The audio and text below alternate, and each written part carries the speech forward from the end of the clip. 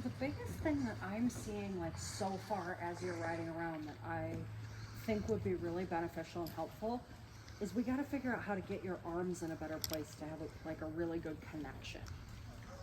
Because like I like what you're doing as far as like he's responsive, you ask him to yield, he yields, but he doesn't stay there and he's not steady and connected. Because you've got the reins just like a little bit too long and a little bit too bouncy. And I think that's very much because your comfort place, where your arms want to go naturally, is a little too wide. And then you get a little bit too back with your elbows behind you. So we need to get so that you're able to keep your elbows, I don't want them in like tight against your sides by any means, but like closer to your body and keeping the point of the hip or the point of your elbow right in front of your hip so that you can make your corrections a little bit more elastic. And I think that although it's going to be really frustrating and changing the muscle memory, I think if we can organize that, that's going to help your riding more than anything.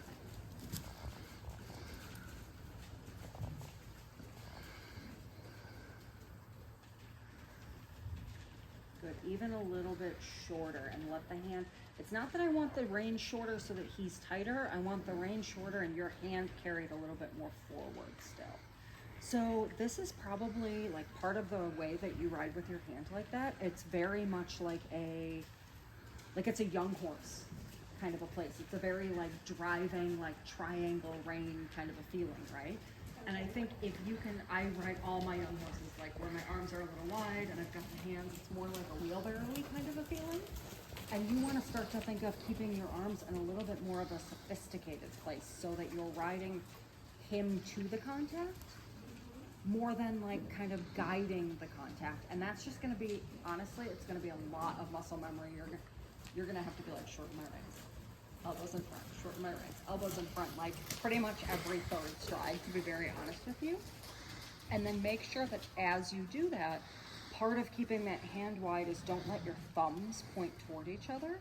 Think about keeping your thumbs on top and let your palms face each other, or the big knuckles on your fist when you have a gentle fist. Good, so even shorter. If it doesn't feel uncomfortable, like you're like, am I actually holding the bit rings? It's not good enough. And it's not that I want him shorter. I don't want him to feel this change as far as like pressure on his mouth, because I want your arms to take up all the distance that I'm taking away in the rein. There you go. Super. And then think about making sure that you stay very even through your seat. Be careful that you're not tighter through the top of your right leg. You want to keep a little bit more weight down around the outside of the left leg, kind of down toward the pinky toe on that left leg. Good. Elbows in front again. Good. Even shorter. Thumbs on top. Palms pointing toward each other. Good. There you go. And then if he feels like he gets a little bit blocked up, make sure that you don't solve that by giving the reins. Solve that by letting your arm go just a little bit more forward. Give him just a little bit more freedom from like the length of your arm versus from feeling like you're letting him have the rein and end up with your elbows back behind then again. There you go. Yeah, not even close. You'll see on the video, like not even close.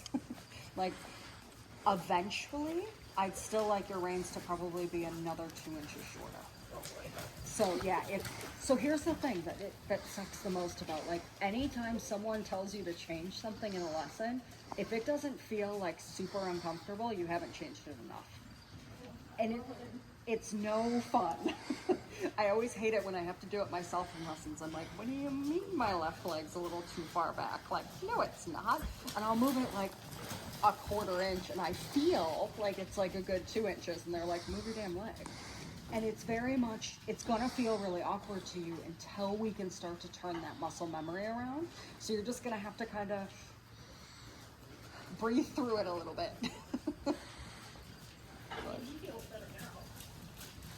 Well, he's got to adjust to it a little bit too, right? And as you're starting, as you start to change that, like, of course he's going to be like, he's smart and keen, so he's going to be a little like, what's going on? Why is this happening?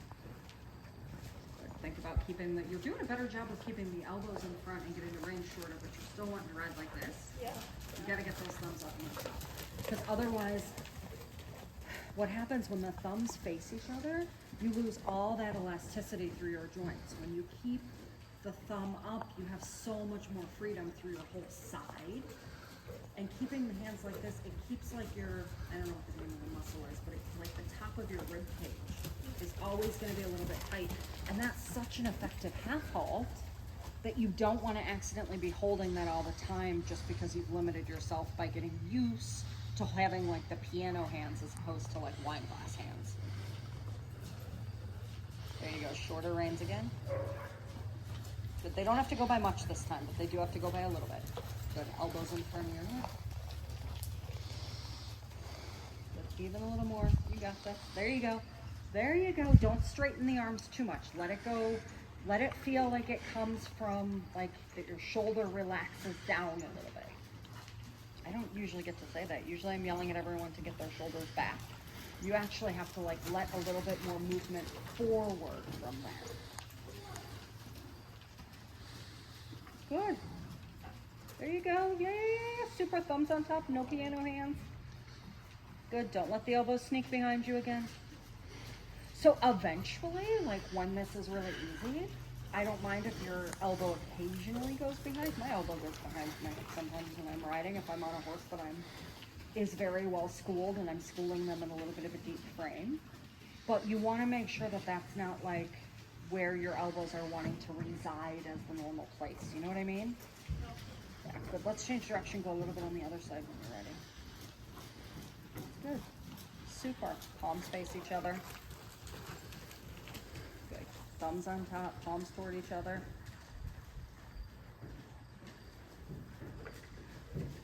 Good. Good. Elbows in front. Let him kind of stretch out once you get, okay, once you get organized. When you're switching the whip, that's not much you can do in that moment, huh? Good. Again, keep the thumbs on top. Almost for you, you want to go to the point that you almost feel like you're pointing like your pinky knuckles toward each other. You want to go that far with it. You're like, oh my God, I don't even know how I'm supposed to steer like this. Good. There you go. Super. And on this side, if you feel like you're tempted to cross that left hand up and in, make sure that you're asking them to move off of the left leg and not leaning in and left through the hip. Make sure you stay through that right seat bone on the outside so the outside stays balanced. There you go. You want to be really careful that when you want them to bend, you have a tendency to want to lean in and down into your inside hip just a little bit too much. And you want to think less. When you bend, you want to make sure that the horse is compressing the inside of their body and lengthening the outside, not shifting their, like, you don't want them to like lower one side of their back and skitter out. There you go. There you go. Super. Keep the outside elbow heavy. Don't let that, it's starting to kind of chicken arm on you. Heavier elbow. Keep it a little bit closer to your body. There you go. There you go. Super. And then quiet with the hand once you get it there. And if he feels like, okay, but I don't really have the right contact with him, he's sucking back a little bit, you just very quietly add a little bit of leg to push him back up and out to it. He's actually handling you messing around and trying to fix your arms pretty well. Yeah, very clearly. Very clearly. Super. Let's go ahead and take a short walk break so you can kind of shake everything out for a minute. I know obviously you're both more than fit enough to keep going, but like just shake your arms out and like let it all chill for a second. But yeah, you just want to be careful that you don't end up like out here too much. And then like that, because then you lose like the ability to use your sides, so you got to get a little more.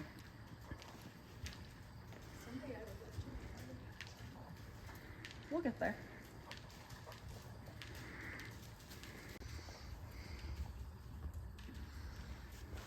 And that's like, that was always something I had to remind myself. Like my first FEI horse I rode with my hands just way too wide, and my trainer, she would always yell at me. She's like, why are your hands so, like, why are you riding them like that? And I'm like, well, it's because I ride him and like a whole bunch of 4-year-olds that are for sale. Like it's tricky to change between the two, but the more you get used to it, like, there really is a reason why they want you in this specific position, so that you're really honest with yourself if you're riding your horse forward up to the contact, or if you're kind of managing, like kind of faking there's contact.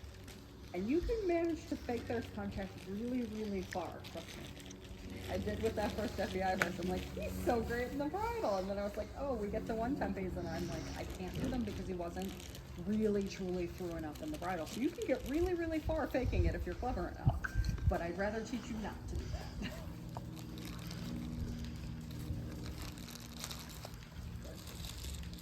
And also really making sure that you get out of the habit of wanting to do the piano fingers thing. You really want, that's a big one. Cool, whenever you're ready, go ahead and we'll go back to the trot and keep working on the same thing.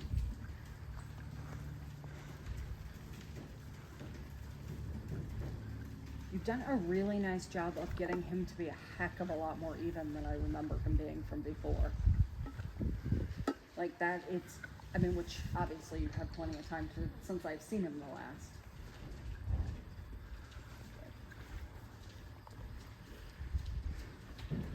Good. And after like thinking about changing your arm position, the next thing I want to work on is really making sure that when you're sending him forward, be careful not to be gripping too much with your thigh and sending, because you feel that happening, that's when he gets a little bit sticky, right?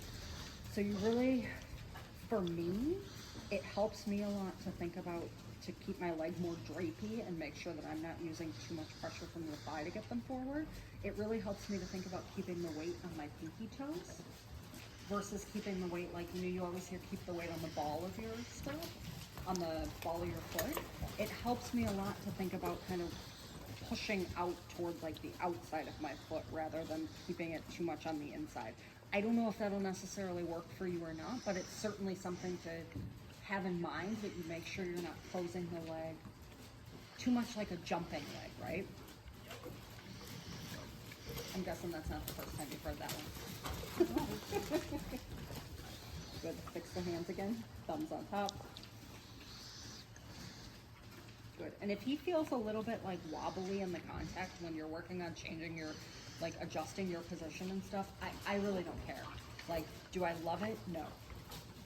Am I concerned about it? No. Like, we're making changes, like he's allowed to react to that as long as he doesn't take advantage of it and act like a nitwit. I don't really care if he makes an adjustment to it for a moment or two, you know? Yeah.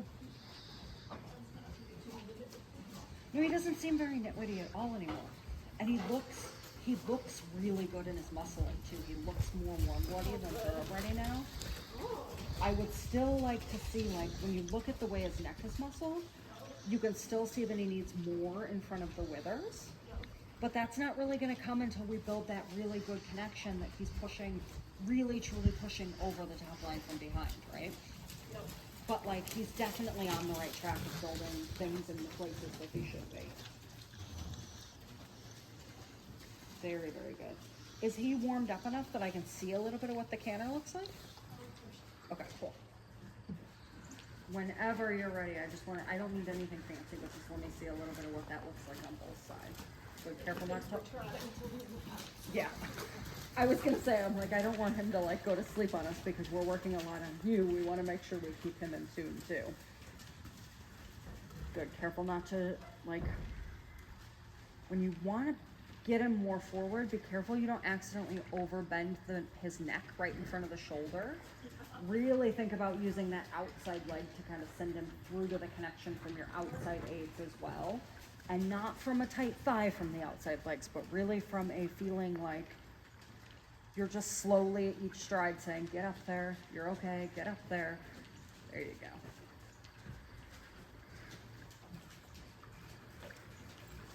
Good. Try not to let the elbows creep back too much. I know when you're trying to get him to canter, it's weird to go from a place that is not your normal feel, but I still got to talk to you about it.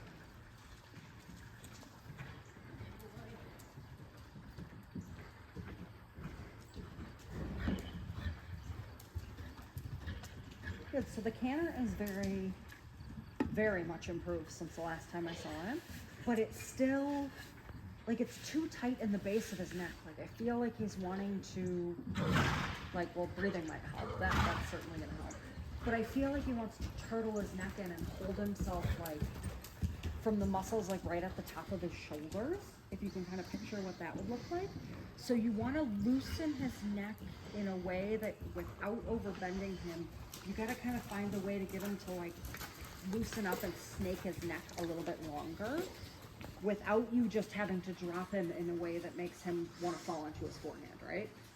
So it's going to be really subtle. You're going to have to kind of play a little bit like that he gets a little bit through more on the outside. Good, hands in front. Really think that you want to canter him into a longer neck. So it's a more supple feeling so that you're getting that top line a little bit looser, a little bit longer. And if that canter feels like it gets a little quicker or a little bit off balance, I think you kind of got to live with that a little bit because, so what's happening is he's kind of trying to learn to canter by like holding his breath and holding his top line too tight. You feel that, right? Yes. Yeah. So you've kind of got to be willing to upset the apple cart a little bit as far as like suppling him and then giving and being willing to risk he might break. But if we don't give, there you go. Super. Good. Pat him once with the outside hand, just kind of scratch his neck. Yeah, on the outside. Good. Just so that you really release on that outside rein and open like the feeling and the connection that he can kind of stretch down to it. Super. And then careful that when you feel like you're worried about supporting the canter and you need to keep him going, be careful you don't start squeezing to keep him going. You want to make sure the leg is touching him just a little bit every stride, and obviously not like kicking him or anything, but let your leg breathe a little bit more. Keep weight down into the stirrup. There you go. Okay. The right is hard now? Didn't it used to be the left? So the left was always hard to pick up. But then was better. We got it, the left was always better. Okay.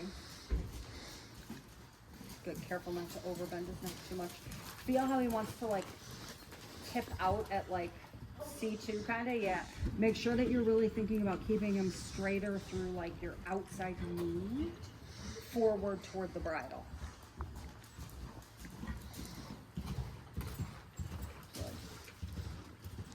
Good. And then pat him on that outside hand again. See if you can encourage a little bit of breathing. There you go. There you go. Super. And if you have to send him forward, careful not to squeeze. I know why you're doing that. I've seen him before. Yeah, that's okay. Unfortunately, right now, I think until he learns how to take a deep breath and like stretch out that top line. Yeah, I was gonna say he just isn't quite figuring out how to. He isn't quite figuring out how to hold his own balance there. So you've sort of just got to be really patient about set him up and hope he gets it. And if he doesn't, just quietly repeat it. There you go. Good. Very good. Pat him with the inside ones. Good. Super. A little bit of outside feeling like the knee is riding forward toward the bridle and making sure you're not closing in on the thigh too much. Yes, good. Super. Pat him on the outside again. Good job. Good job. Very good. Super. And then try to shorten up that outside rein if you can while you're cantering. It might be kind of hard to do. But don't make him any tighter because you shorten it. Think about that you want to keep the elbows out in front. Canter him out to it. Keep cantering him toward that outside rein, feeling like the knee is riding him forward, not getting tight in the thigh. Push. Yes. Yes, yes, yes. Super pat him. Even though he didn't get it all the way, still pat him for trying. Because he's got this look on his face, like he's like, I don't know what to do. So you sort of have to keep setting him up, and when he gets stuck, reward any try that he gives you.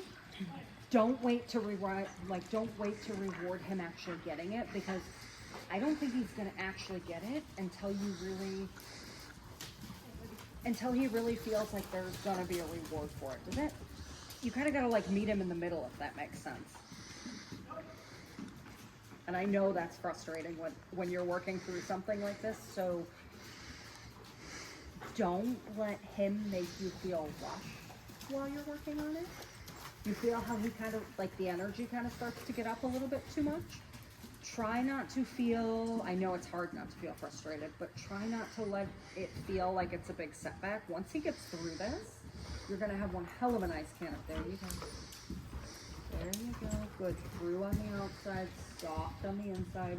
You can flex him and bend him to the inside if he'll bend through his body, but make sure you don't overbend his neck. It'll feel better for a moment and then he'll fall out of it again. There you go. Good. Try and, yeah, connect him on the outside and then reward it. So that's where it gets tricky and he wants to try to swap out on you behind when you really get him into that right place, right? Yeah.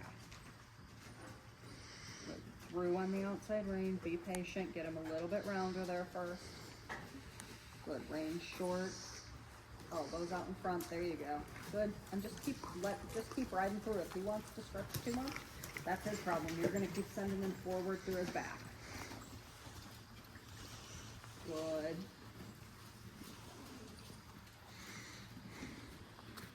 That's exactly what we want him to do. He just has to understand he's got to do that with motion. Good. Yes, encourage the neck to get longer from there. Yes.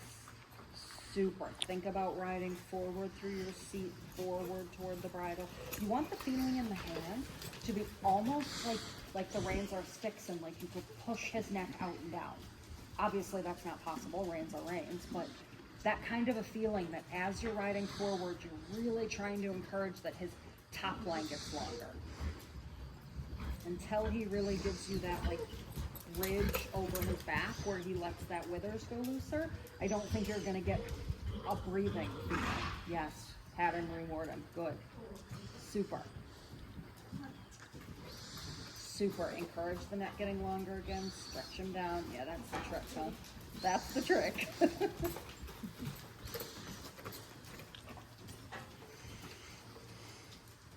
Good. Yep, push through a little bit there. Keep trotting, keep, yes, good, excellent, super, pat him. Good, yep, just push through it, wait him out, that's his problem. There you go. Yes, yes, excellent. Try to get him so that he's thinking about making that neck longer again. And when he goes to do that where he wants to stretch too far as the evasion, try to just add a little bit of swing through your seat in that moment so that we don't want to discourage him from stretching his neck. That's the exact thing we need to show him what to do, right?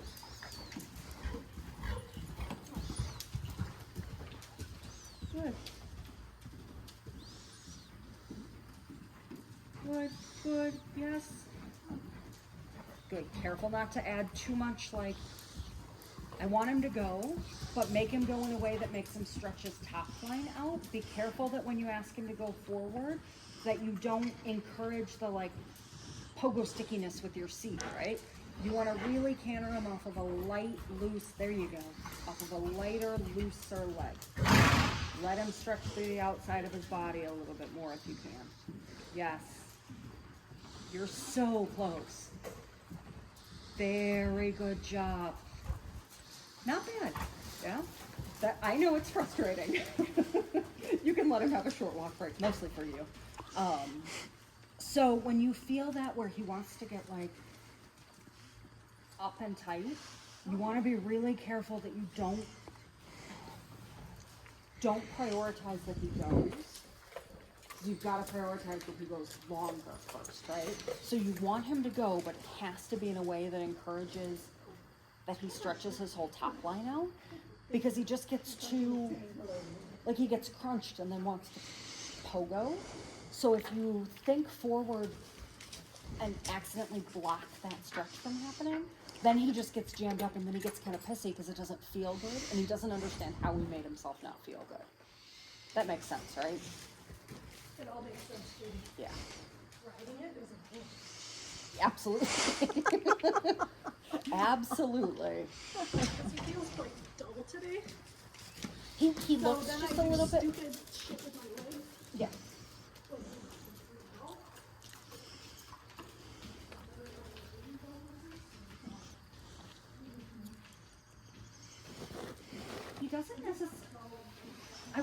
he doesn't strike me as dull. He strikes me as he's making you work a little bit for it, but not in a. He doesn't strike me as dull. That's not a word that I would associate with him. So right now I feel like I'm trying to do what I know to get him slightly forward, and he's like, Mm-hmm. so then I do. Welcome to taking a lesson. I mean, that's just what happens. You know how many Exactly. times I've been like, so this is what I'm working on, and then they're like, you want to make your horse loud? And I'm like, it might help. So, like, no pressure like that. That's just the way it goes. And the thing of it is, you know, you just got to ride what you have in that moment. And if he's a little bit lazy today for whatever reason and making you work harder, we just got to figure out how to get through it.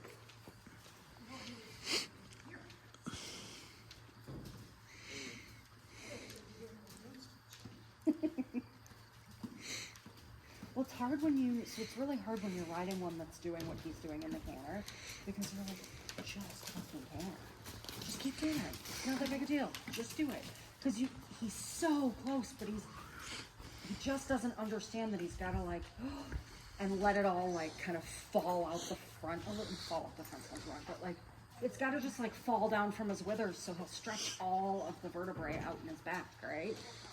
Yeah, and that's hard because you're like, I have to keep him going. But every time I try to make him go, it just is making him tighter. And so you've got to kind of play between the two as craftily as you can to just, come on, this is what you got to do.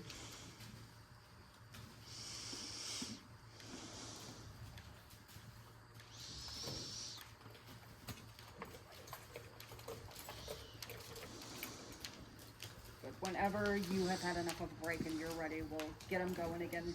First nice in the trot, and then we'll look at the canter and see.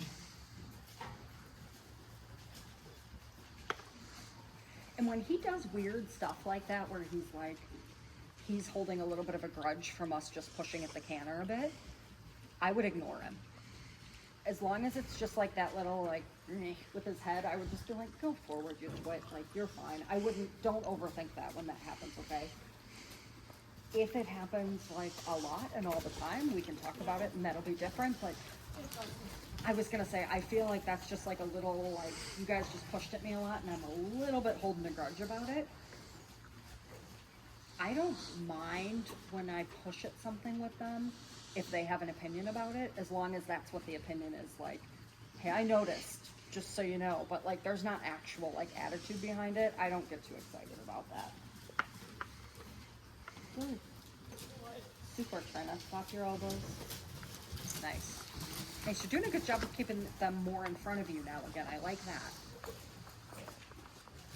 Good. When you're ready and he feels like it's possible, let me see a little bit of the canter on this side with kind of that same idea of getting him to stretch the withers, stretch forward from the withers a little bit more and relax the muscles at the top of his shoulders at the base of his neck.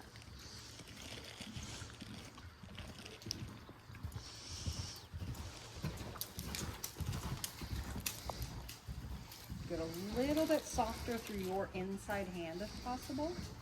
Yeah, just give him a little bit more room there, even if he falls apart, but don't hold him up and together too much.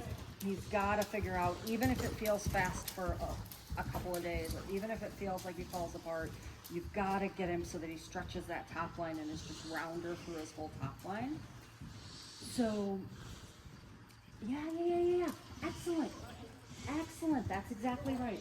And if you can get him to do that stretching into contact, that would be ideal.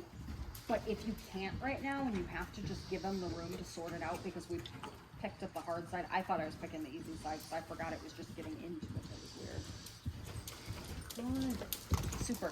Keep him as straight through the outside aids as you can without it shortening him. You want to keep him balanced through the outside, but really make sure that there's still a feeling like he will telescope that neck out forward. Good. Much better. Go ahead and let him trot for a second. Just since we had so much trouble on the other side, I'd rather like do a little bit that's somewhat successful and reward him rather than canter and work on it for too long, you know? just to make sure, I don't want to mentally, I don't want you to come next time and you're like, yeah, so he was a nutcase after we looked at the canner. Like, we want to make sure we balance like mental health against, come on, sort your own body out kind of a thing. Good. Fix the hands, you're getting wild. So you do a really good job with your hands when you're sitting the chop, but then when you go to post, like for some reason, all of a sudden, you've got the hands like back behind you again. So that must be, And now the cold is that, like, okay. Well, so listen. If it were only that easy, right? Good, careful not to bend him too much to the left, especially. So when he wants to overbend to the inside, he seems to be indiscriminate on which side that is. But when he wants to bend, it's always your hand is up and in a little too close to the withers. So I don't mind if your hand is a little wide, but I don't want your elbows to pop and be wide. You want to keep that part a little more organized, and that's going to be a really weird thing for you muscle memory wise, right? There you go. Good. Yeah, super. Good. Try not to let him go quick. If you can catch it with your core and your posting to kind of half halt when he goes to stretch and he wants to stretch just a little too far. You feel how he has that like tipping point moment? Yeah. I would take that he gets a little bit quick rather than try to restrict the stretch personally. But also, you know his history. I'm just coming into this not having seen him in well over a year. Nice. Very, very nice. Super. Go ahead and let him have a short walk break for a second again, and then we'll come back to this side. But I want to reward that just went a whole lot better. So I disagree with Kate that he's ready to do all the things.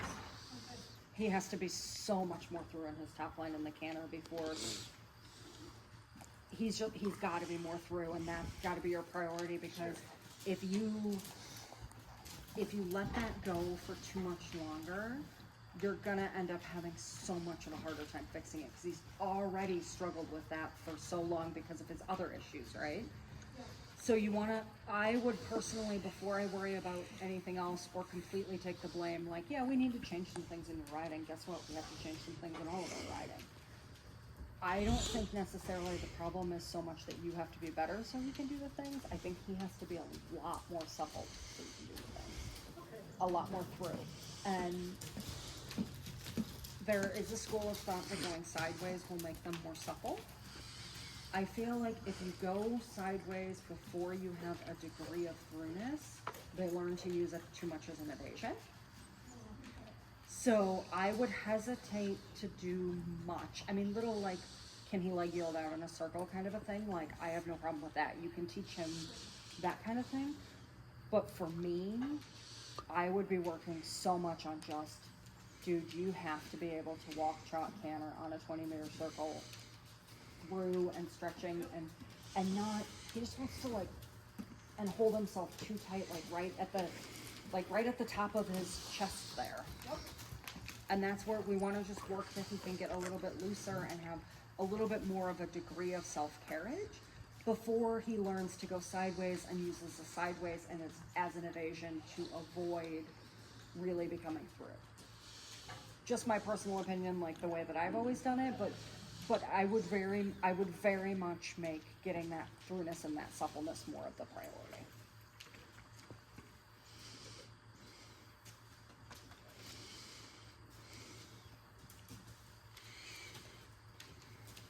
Yeah, see, it wasn't that hard on this side, was it, buddy? It's like, I don't know, it seems kind of hard. Good, if you want to go ahead and put them back together again, I'd like to do another canter on this side.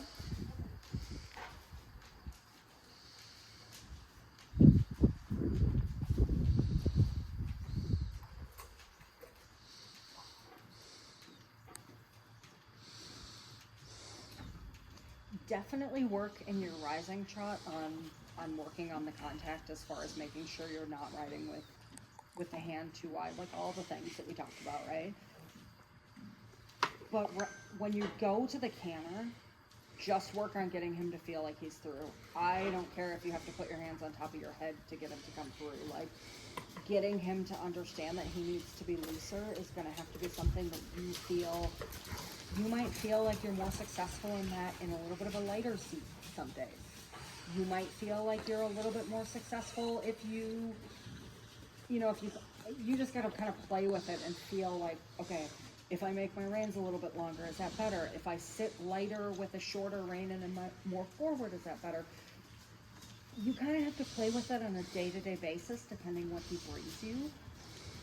But just getting him to go there is the biggest first step. We can tweak it and we can make him canter to you and to your position once he's learned how to stretch his top line and use himself a little bit better. Especially considering like that he's gonna have to jump out of, a right leg canter sometimes too, Good. Careful not to lock your left hand in. Good. Make sure that that's soft and giving. Good. Yep, encourage him to be a little bit rounder in a deeper way. I don't want him to shorten his neck at all. I actually just want him to lower his neck and telescope it out a little bit more. So you've got to really ride toward that hand that feels like it's trying to push him out. Good. And make sure too, for you when you're cantering, don't let him talk you into breathing shallow. Sometimes when you canter horses like this that are tight, like you'll feel yourself starting to hold your breath, and he won't breathe if you don't breathe. Like it just won't happen. So if you catch that that's happening, you've got to like take a minute and reset and think about like, okay, no, I've got to breathe too, because if I'm not breathing, he sure as hell isn't breathing. Good, ride forward toward that, just steady, smooth, quiet. Try to encourage through your hip that he swings in his back. He just gets stuck and locked in this like unsupple place, and he's just got to learn to tuck to the other side of that a little bit, right? Yep. Yeah, nice. When he gets there for a moment, like you can see there's a really cool horse in there. Excellent. Excellent. Good, not holding on that inside rein. Be elastic inside. Good. Supportive through the outside. Keep your elbow close to your body on the outside so that your side is acting as like kind of a balance point for him. But make sure that that doesn't result in like tight kind of feeling in the hip. The hip has to stay soft. Yes. Yes. Let him settle through that outside rein. Just a little bit deeper if possible. Good. Let him stretch out just a little bit more. Softens. Yes, yes, yes, yes. Excellent. Excellent. See if you can get him to go there again, and if he goes there, then go ahead and let him stop before he comes up. Yep, a little bit deeper. And if he feels like he gets fast when he goes down there, just ignore it right now. I know it's not fun, but just getting him to get in the right position is more important than worrying if we can control the speed while he's there. You know what I mean? And I know, like, in the beginning, they have to learn, like, just a little bit of speed control in some way. But he knows that now, right? Like, he basically gets that he can't just careen out of control. Good. Steady through the outside. So there, when he wanted to come up, do you feel how much you lost control of your outside elbow? Okay, well, you did. Well, it made, when he started to go, you were trying to be soft to him, but because you lifted that outside elbow up so high, it gave him a window to kind of pop up and go through. Yes, yes, yes, yes, yes. Super. Encourage that down from there. Yes. Yes. Yes, yes, yes, yes, yes. Super pat him. Really good. You want to canter him with the same feeling like as if you were going to do a trot stretch circle, where he doesn't change anything in the speed, but he just telescopes that neck out and down. Obviously, he's going to change something at the speed at this level, but that's like your vision that you want to picture, right? Yes. And yes, super. Soft on the inside. Good. You can have it. You don't have to necessarily, yeah. Excellent job. That was really good. And I have it, and that things are good. So we didn't let me have it for 2 months. Yeah. Well, so it's a tricky line because if you don't have it at all, you do stupid things to compensate. Like not you personally, but like everyone. We all do stupid. Like so, I always give you permission. You can use both reins, but make sure you're not holding it. That's the trick. Is you got to make sure you're not holding it. Very good. Yeah, super. And honestly, just working on getting him to understand to stretch in the trot into a steady contact without speeding up is going to be really helpful too. Because you feel how he kind of like, he wants to like wiggle his way down there instead of just like, he should ooze his way down. He shouldn't like ping pong between all your aids on his way down. And the more you can work on just fixing that like steady and straight and forward and getting that stretch through his top line, I think that's going to help you more than anything from what I'm seeing today.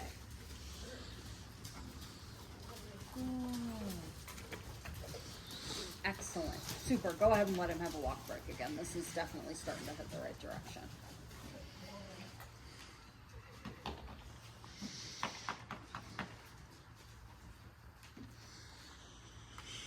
Do you have any questions about any of that, or?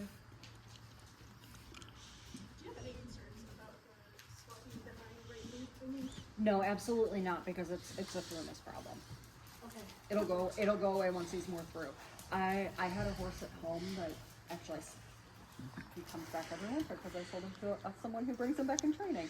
But I had this really cute little horse that I couldn't canter for 2 strides without him changing behind when I got him, and he's perfectly fine now. It's that And I'm not kidding because you, I used to couldn't- do it at the beginning. He used Yeah. to do it a lot. No, I think what happens is it's a combination of he'll do it when he's a little bit tired, and he'll do it when he gets stuck, and he Yep. knows he has to find his way out, but you can Doesn't see know where you to can go. see him. He's like, I'm stuck, but it hasn't occurred to him yet that lifting his back up and letting his neck out is the way to get out of it. So once you show him that, I don't think that's going to stay a problem. That doesn't, at this stage, it doesn't surprise me that it's happening or concern me that it's Okay. happening. It sucks for you because it's uncomfortable when it happens,